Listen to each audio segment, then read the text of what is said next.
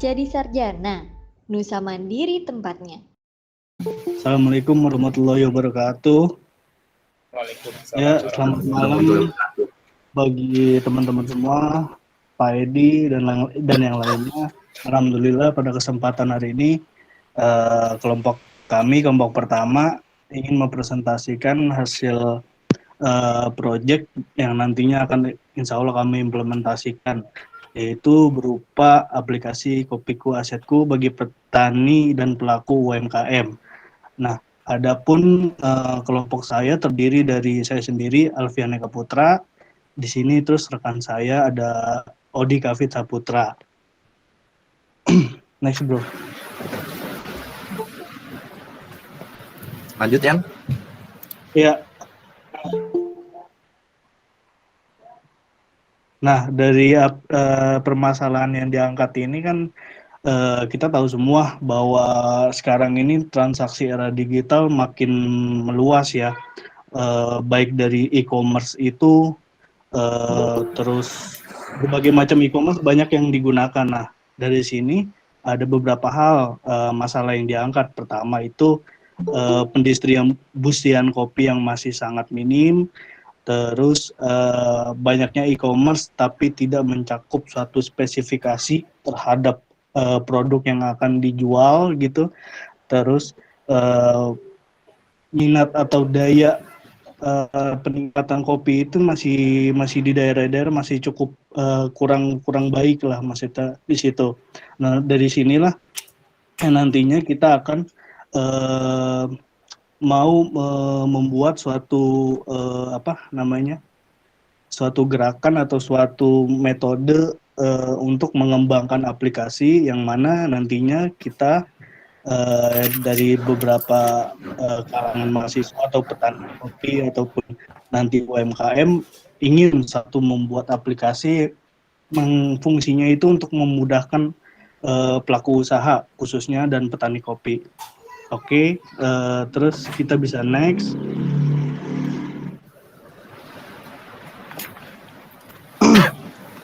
Nah, tadi sudah saya jelaskan tujuannya ya seperti apa.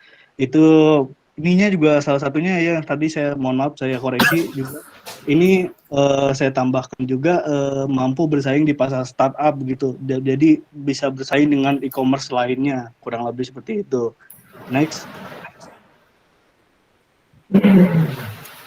Nah, Kopiku Asetku ini adalah sebuah aplikasi startup yang mempunyai suatu misi dan misi untuk membantu petani daerah dan pelaku UMKM seperti warung kopi, kafe, ataupun kedai kopi lainnya. Bedanya aplikasi ini dengan aplikasi e-commerce lainnya, ini aplikasi yang kita buat ini lebih spesifik, cenderung mengkerucutkan pada suatu produk yaitu kopi. Dalam hal ini adalah kopi-kopi petani daerah-daerah di Nusantara. Oke, kita bisa lanjut.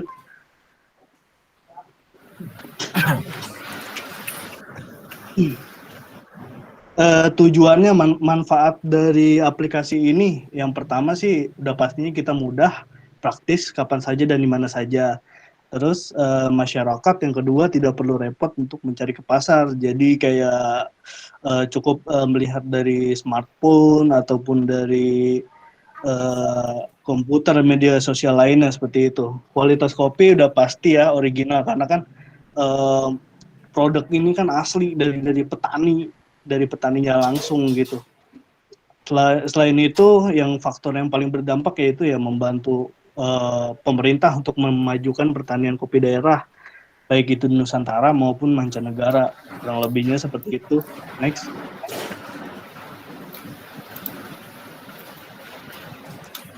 Nah, yang software pendukung yang kita gunakan pada aplikasi yang pertama ada Microsoft Office, itu sebagai bahan kayak buat presentasi dan lain sebagainya. Figma, yang sini Figma itu untuk UA UX design. Jadi ini bisa berupa desain mobile ataupun web seperti itu, ataupun bisa pakai Adobe XD. Bebas sih mau pakai mana aja. Terus di sini ada Flutter. Flutter ini untuk bahasa pemrogramannya atau pengkodeannya yang akan digunakan. Terus ada Firebase. Firebase ini sebagai media penyimpanan database dari aplikasi yang kita buat. Next. Nah, ini adalah BMC atau bisa disebut dengan Business Model Canvas. Ini terdiri dari yang pertama ini kan ada 9 elemen, mohon maaf. Di sini ada customer segment atau maksudnya itu pasar terbatas, yang artinya antara si penjual dan si pembeli, kurang lebih itu. Terus yang pertama ada petani kopi, yang kedua ada pelaku UMKM. Pelaku UMKM kopi ini bisa diartikan juga sebagai masyarakat umum. Seperti itu, nggak cuma pelaku UMKM aja, kurang lebih itu. Terus value propositions, maksudnya ini nilai dari aplikasi yang kita buat ini apa gitu loh.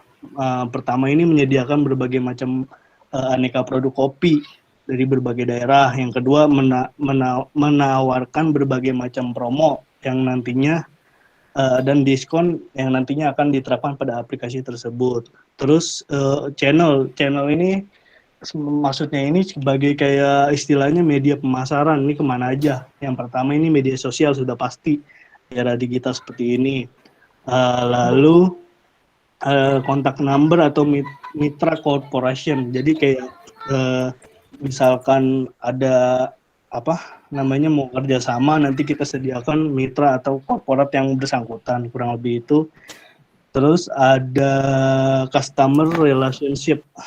Di sini ada yang tadi sudah dari nilai proposition, di sini adalah promo dan diskonnya seperti yang disediakan, kurang lebih itu. Dua, itu melayani retur barang. Jadi kayak misalkan ada retur barang yang cacat atau tidak layak, bisa itu kita dari kita pastinya akan bekerja sama dengan mitra ataupun dengan pelaku petani atau pelaku UMKM untuk misalkan ada terjadinya barang yang tidak sesuai bisa di retur kembali, kurang lebih itu.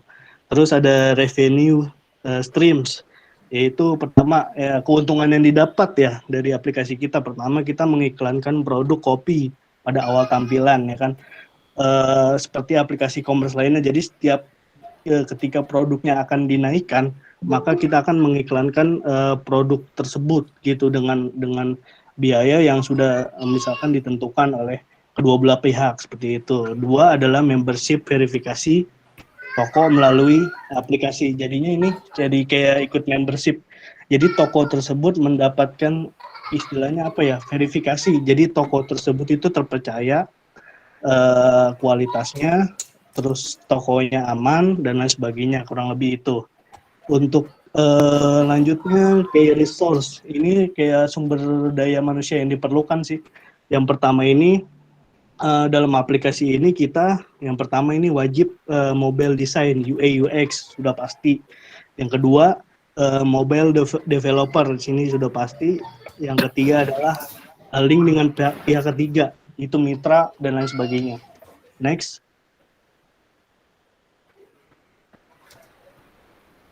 Nah, di sini ada key activity. Maksudnya di sini adalah aktivitas apa, aktivitas apa yang pada aplikasi kita ini. Yang pertama ini menjual produk sendiri atau sebagai nanti si user ini bisa menjual produk ke berbagai macam customer. Kedua, menghubungkan pengguna marketplace dengan mass market, jadi ke market yang luas gitu. Ketiga, untuk manajemen operasi pusat data. Jadi seperti itu.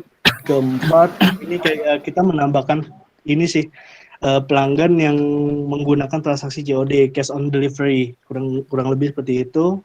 Next, kita ada key partner. Key partnernya di sini adalah mitra kerjasama dari yang insya Allah nantinya kita terapkan. Itu ada logistik partnernya seperti JNE, JNT, Gojek, Grab, dan lain sebagainya.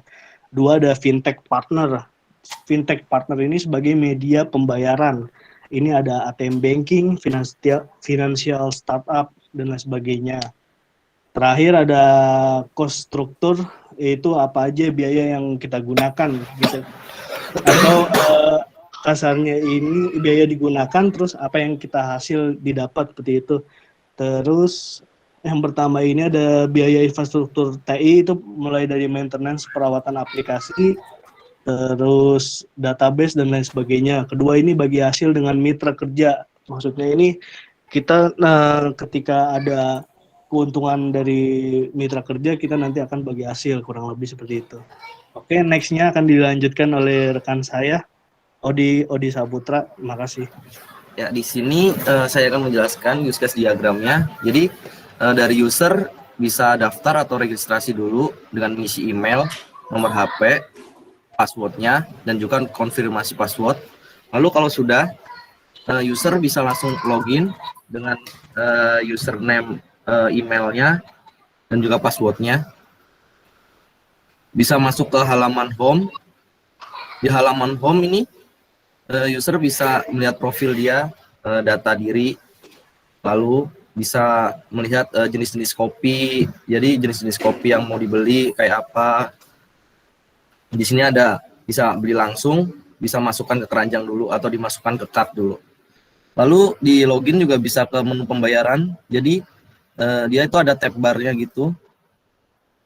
Dia bisa ke menu pembayaran untuk membayar atau check out barang yang udah kita masukkan ke keranjang. Mungkin kurang lebihnya desainnya seperti ini. Masukkan nomor email atau nomor HP dan juga password. Di sini registrasinya email, nomor HP, password, dan juga konfirmasi password. Lalu di sini ada tampilan home-nya. Tampilan home. Di sini ada jenis-jenis kopinya atau kategorinya. Ini ada search buat dari jenis kopinya. Kurang lebih seperti ini. Terus ini screen untuk di card-nya ya. Ini untuk card kurang lebih seperti ini. Terus ini screen pembayarannya. Ada alamat pengirim, button keterangan pembelian gambar dan icon, button opsi pengirim, button total pembayaran dan mode pembayaran atau logo bank. Terus lalu ada button untuk beli. Lalu next, seperti ini. Kira-kira contohnya seperti ini. Lalu next. Nah, di sini kartunya. Ini tadi yang untuk screen pembayaran. Kira-kira seperti ini, Pak. Lalu next. Nah, kesimpulannya, aplikasi Kopiku Setiaku ini digunakan sebagai media untuk masyarakat, ya khususnya petani dalam membuat pendistribusian hasil olahan petani kopi. Jadi membantu banget buat petani kopi untuk memasarkan produknya ya, untuk ke supplier kecil seperti itu. Biasanya kan petani kan langsung ke supplier gede kayak pengepul yang gede gitu. Jadi kedai-kedai dapatnya bisa langsung ke petani-petani gitu, kedai kayak kafe-kafe gitu, bisa langsung berinteraksi sama petaninya langsung kayak gitu.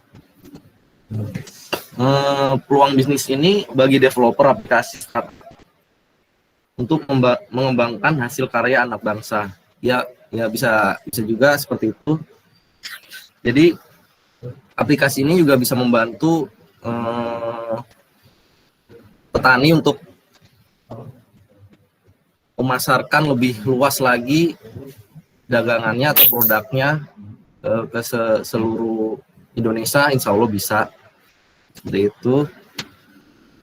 Lalu ada mengembangkan fitur kode voucher transaksi pembelian. Jadi itu fitur yang mungkin untuk memudahkan atau menarik minat pembeli ya. Jadi ada diskon, ada voucher seperti itu untuk menarik minat masyarakat. Mungkin next langsung. Dan ini dari vlog saya. Ini. Nah, mungkin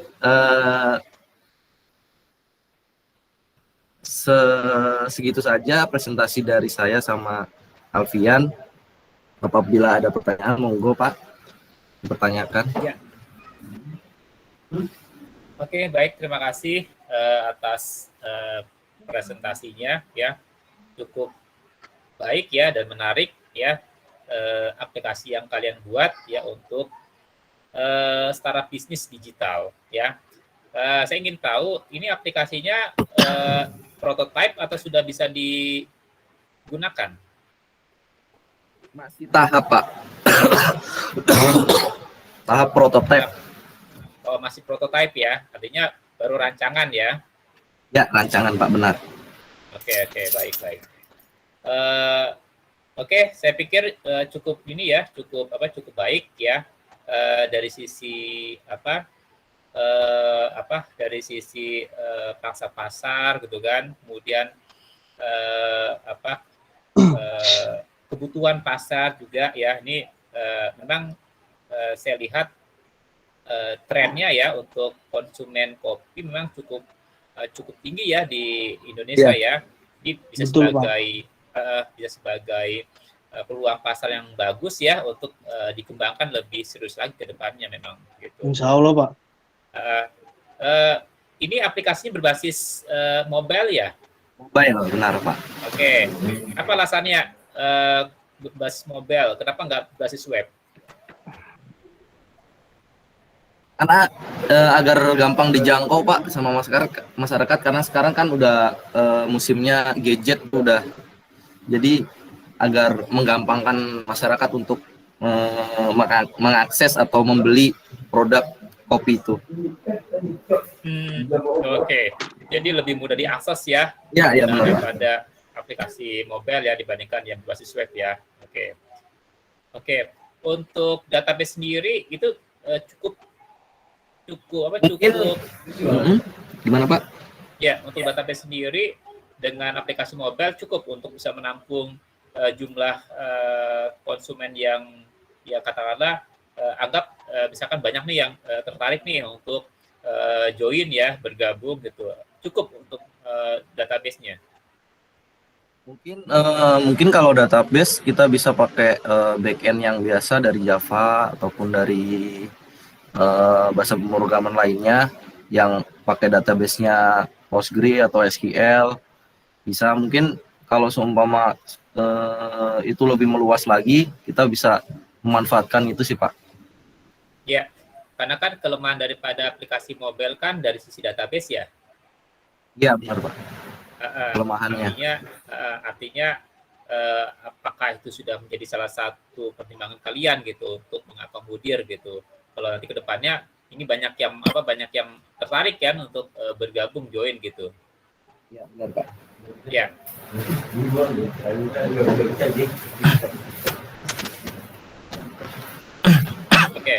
Oke, dari saya cukup ya, itu saja ya. Sudah bagus nih aplikasinya ya. Tinggal tinggal disempurnakan lagi ya. Kelanjutannya nih pengembangannya seperti itu ya. Makasih, dari saya cukup.